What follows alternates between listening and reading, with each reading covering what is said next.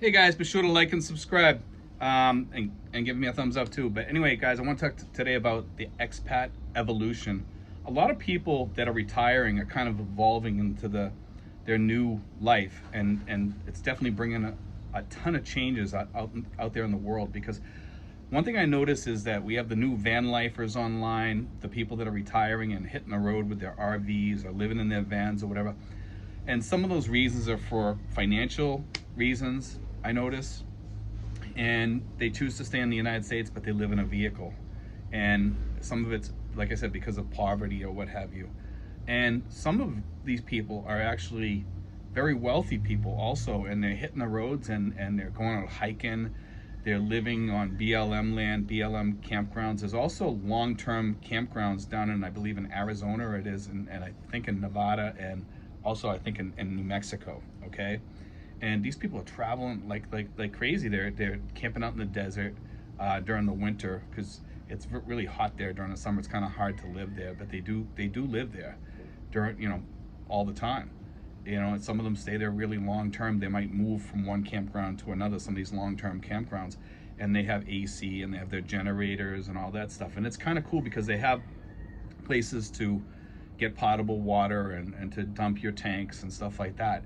So there are other alternatives besides becoming an expat for you guys that are looking for different lifestyles. And some of you guys might even consider possibly buying, like there's part-time expats over here. And some of you guys might consider buying maybe a camper and a pickup truck, and you have something to go home to. When you go home, you can park it at your brothers or sisters or fit relatives home and leave it there, and you have something to go home to and hit the road and still visit relatives. And it's kind of cool. It's definitely, like, for you wealthier guys, even if you're not wealthy, I mean, you can buy some cheap campers out there. The pickup truck style campers, the slide-in campers, are really cheap, and you can find them online through Craigslist sometimes for like $3,000, and they're ready to roll. Some of them have AC, some don't. Some have bathrooms, some don't. You can always join Planet Fitness and just use a gym to take a shower or what have you when you're traveling. But I mean, and then you can come to the Philippines or Vietnam or Malaysia or South Pacific Island or China or wherever you want to go. I mean, people are evolving. The world is evolving into something. The people are evolving into something that we've never seen before because of the many choices and opportunities that we have out there. And some of these people are choosing YouTube, like I've chose, and they're videotaping their lifestyles, and they're making some decent money for out on the road, and they're also kind of retired or semi-retired. And it's kind of cool to watch this online. I watch Foresty Forest. He's a young guy, and I don't know how old he is, but he's a young guy, and he likes to go hiking, and he likes to go hiking in the winter, and he lives in a van. And if you guys ever get a chance, check his YouTube out. It's Foresty Forest. You may want to check that out. But there's so many others. There's Wonder Hussy. Wonder Hussy, she's a younger lady. I'm not sure how old she is. She's probably like in her 30s or 40s. And she travels about, and she films all her travels everywhere she goes. She goes to like ghost towns. She goes to the mountains. She goes to like mining camps, hot springs, lakes, lake beds out in Nevada and California, and all over the place she goes. She travels quite a lot, and she takes you with her when she goes, and she shows you these places, and it's kind of fascinating. But her name is Wonder Hussy online on YouTube, and check her out because very interesting YouTuber. Between her and Foresty Forest, they keep me pretty busy. There's also another guy. He travels around on boats. He has his retirement on boats. He likes to have like a houseboat, and he's already had like 2, I believe, and he travels up and down the rivers, and sometimes he travels around lakes, and it's kind of cool watching the guy because he takes him and his beagle, and they go out and they travel. There's so many different people that are hitting the roads and just getting out there. But for you expats out there that just think, hey, this is the only place to go, because it's cheap over here. No, you can still live in the United States and still come here, and you could travel back and forth. Maybe you want to do a year here and a year there. You go back and forth, you know, and it's cheap enough here. And this is why I tell people to get the low cost housing here, because some of you guys aren't thinking, because you can do so much more with your life with low cost housing. For here, I mean, if you pay 60, 80, or $100, you can keep the place for a whole year and it's only $1,200. Just shut off your electricity and shut off your water or whatever, and you know, you come back, it's all locked up, you can have the neighbor watch it or whatever, and you're all set to roll, you know. And then you come back and you can stay here for another year. But and it's a good way to visit your family, is to have that vehicle, you know. But these, like I said, people are evolving in the way they think about things now. And you know, we got people with the tiny house thing going on, and some states are allowing those tiny houses more. People are, in some states, are opening up to van lifers more, and RVers who are traveling, because a lot, like I said, a lot of retirees and also people that aren't retired, they're hitting the road because they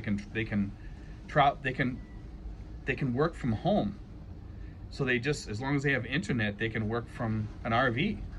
So this past year has taught people a lot, because this virus has caused people to evolve, and they're realizing, hey, I don't have to work at my place. I can work from home. And a lot of teachers also, as long as they have internet, right now they can travel, you know, until this thing is over. And that's kind of cool also. I mean, maybe they can't travel out of their state, or maybe they can. Maybe they can travel to the next state over and have a campground, as long as the campground has like Wi-Fi or whatever, you know, they can do that. And you know, there's a lot of people that are making different choices with these new travel, you know, things that are going on in the virus. It's definitely changed the way we look at things, the way we think, and it's, in some ways, it's kind of cool. You know, it's just like the space industry. When the space industry came about, they had so many inventions from it. We're kind of like that, in that when the virus came about, it changed everything, the way we think and everything. And some of it's actually for the good, because I think we're looking inward now and say, hey, wow, this is kind of boring staying home in the house all the time. How can I change my life? How can I, you know, and also some of you people that are coming into your retirement years or whatever, it's making you rethink. Everybody's rethinking their lives, and they're evolving, you know, and I've always tried to help people to get over here, to try to change their life over here for their retirement years and make their expat life the best it can be. But it's not the only choice here. You have many other choices, and some of those choices, you can do both. You can come here, you can go back. You know, you can go to Vietnam, you can go back. And even with very small income, you guys can go back and forth. You know, and some of you guys have really decent income, and you can, of course, still have a house back there and have your house over here. If you're lucky enough to be in that position, that's great. You know, but some of us don't have that. But, you know, some of us can go back and get a vehicle. To buy a vehicle back in the States, a truck or whatever, you throw a slide-in camper, and when you go back to visit your family, you can stay there for like 3, 4, 5, 6 months, or even a year or longer, and live in that. And you know, and like I said, some of them have showers. You can go to these long-term campgrounds. They do charge some of them. Some of them they charge very little. I think some of them are like $186 or something like that. The ones in Arizona, I believe, are $86, and you can stay there for, I think, 7 months or something like that.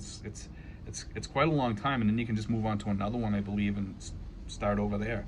You know, but these also, you have BLM lands. Some of them have BLM campgrounds, which are very reasonable too.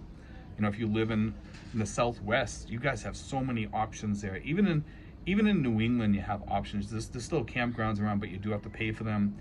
But you know, you can always stay at a relative or whatever too, and park in their parking lot or whatever, and just go to some campground that's nearby and empty your tanks or whatever. You know, and it's always, there's a lot of possibilities. You know, so.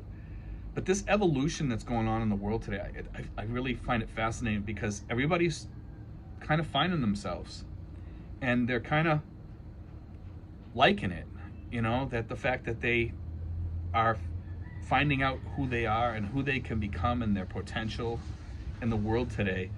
And if you haven't found that, there's still a chance. You know, look at all these things that are out there for you. The world is waiting, you know. You just have to catch up with it, you know. And it can be, your life can be really, really awesome if you let it be. And just look at all the different choices out there first, you know. And some of you retirees that are sitting back home on the sofa or whatever, you know, some of you guys, I mean, some of you guys have health issues. Obviously, you can't do it, but there's still other choices out there, you know. And if you're healthy enough that you can up and leave and go do stuff, do it, man. You know, just because you're retired, it's not the end of your life, you know. We don't have to sit around in God's waiting room waiting for us to be snapped up like that.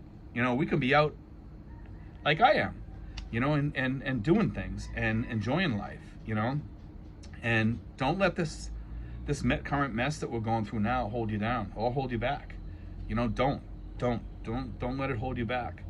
Find your niche out there, whether it be it's being an expat, a world traveler, or maybe you want to travel around the United States in an RV full time, or maybe you want to be a part-time expat, part-time RVer, or maybe you want to have a small place cabin in the mountains or something. You can build some of these places will allow you to build cabins, you know, like almost like a shack, and you can go back and forth between that and here and still live in the United States part-time and, you know, live here or live there. You know, this tiny house thing is taken off, and in some areas they'll let you build almost whatever type of cabin you want. I mean, there are people even living in yurts and stuff like that in Colorado and some parts of California and Maine, you know, and they're living in log cabins. I used to live in a log cabin up in the White Mountains, and I lived there for a year. I had an outhouse, no electricity, and I was younger then, you know, and I used to love it. I loved it up there. You know, it was quiet. I had peace of mind and could do the things I wanted to do. I chopped wood and lived life, you know, read books and, you know, sat out by the campfire with my dog, had my friends over, sometimes on weekends, and just lived life the way it should be. And that's what we should be doing, guys. A lot of us have lost that today. We've lost that, I don't know, the way life should be, you know, because I remember growing up in the 60s, 70s, and 80s and going camping with my dad, and the best part about life was being around family, adventure. My father used to take me on many adventures, and I think people have lost that now, and they've lost their sense of adventure too. One thing my father always taught me was to have a sense of adventure. And I can remember going, you know, up to a cave up in Mount Monadnock. It was a old, they called it Pumpelly Cave, and it was kind of cool in New Hampshire, and, you know, hiking up there. And I remember as a kid always dreaming about, you know, living in the mountains. And also when I was a kid, I used to dream about living actually in the Philippines and British Honduras, which is now Belize, which both places I love and I've been to. And, you know, find your adventures, guys. Don't let life pass you by without having your adventure. Whether you're retired or you're not, there's an adventure out there waiting for you. Whether your adventure is just having a cabana and a home like me, and then going out once in a while out in Manila Bay in a boat, or traveling around to different islands or whatever, or meeting up with your friends, or going to Tagaytay like me, or something else. Maybe it's living in Cebu or Mindanao or some smaller island in the Philippines. There's 7,200 islands to go live on. Or maybe you want to jump on a boat and travel around the Philippines, you know? Or maybe you want to go, like I said, go back and forth, and you could have a houseboat back in the United States and go there once in a while and then come here during the winter. There's so many choices, guys. And some of those choices are so cheap and so reasonable that even you guys can afford this, you know?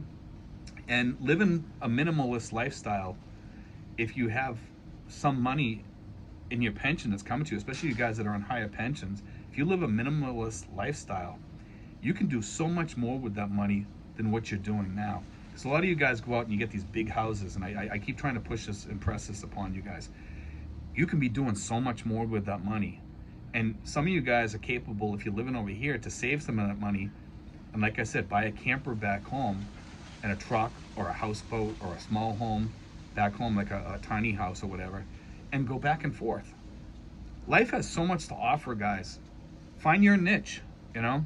But anyway, guys, I just want to throw that out there because I see some people over here and they're kind of bored with their lives when they get over here. I mean, and I'm like, why would you be bored over here? I mean, I know some people are on exceptionally small budgets. But you know, find a niche, find other ways to make money too. There are other ways to make money out there, and some of you guys, you just gotta find that area in your life to do that, you know. But anyway, guys, God bless, take care, and be sure to like and subscribe, guys. I hope you enjoyed today's video.